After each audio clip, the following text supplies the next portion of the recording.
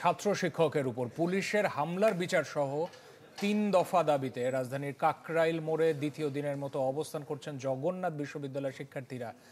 ক্যাম্পাসে শাটডাউন কর্মসূচি ঘোষণা করেছেন আন্দোলনে নামা শিক্ষক শিক্ষার্থীরা। এদিকে আন্দোলনকারী শিক্ষার্থীদের অবস্থানের কারণে কাকরাইল মোড় দিয়ে যান চলাচল বন্ধ রয়েছে। স্টে সেফের ডাবল লেয়ার প্রোটেকশনই পিরিয়ডের হেভি ফ্লোর দিনগুলোতে আমাকে রাখে নিরাপদে। Stay safe. একদিন এক রাত পেরিয়েও চলছে অবস্থান কর্মসূচি। রোদ বৃষ্টি ঝড়ে ৩ দফা দাবি আদায়ে ঠায় দাঁড়িয়ে জগন্নাথ বিশ্ববিদ্যালয়ের শিক্ষার্থীরা। দাবি ঘিরে স্লোগান ছিল তাদের কণ্ঠে, হুঁশিয়ারি দেয় ব্লকেট কর্মসূচিতে অনড় থাকবার। আমাদের আবাসন ভাতা দেওয়া হোক, কারণ আমাদের হল নেই কোনো। আমরা স্টুডেন্টরা কি কষ্ট থাকে মেসে সেটা আমরা জানি।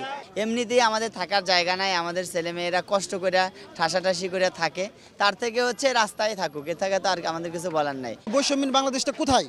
তারা আন্দোলন করলে তাদের উপর ঠান্ডা পানি স্প্রে করা হয়, আর আমরা আন্দোলন করলে আমাদের গরম পানি জলকামান দেওয়া হয়। কেন? আমরা কি অহিংস আন্দোলন করতে এসেছিলাম?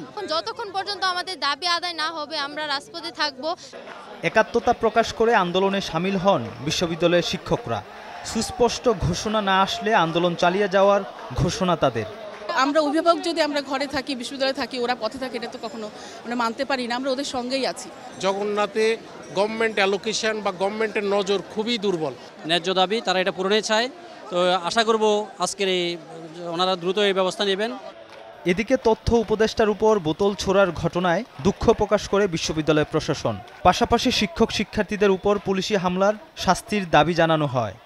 সাবধান, ফ্যাসিবাদ মুক্ত বাংলাদেশে ফ্যাসিবাদী কোনো উচ্চারণ দ্বিতীয়বার যেন না শুনে। কারো শক্তি নেই আমাদেরকে বল প্রয়োগ করে এই জায়গা থেকে তাড়িয়ে দেওয়ার।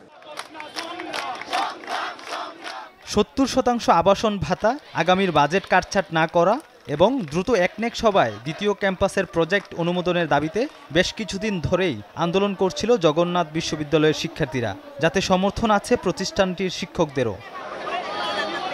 মির্জা রাকিব, চ্যানেল 24, ঢাকা।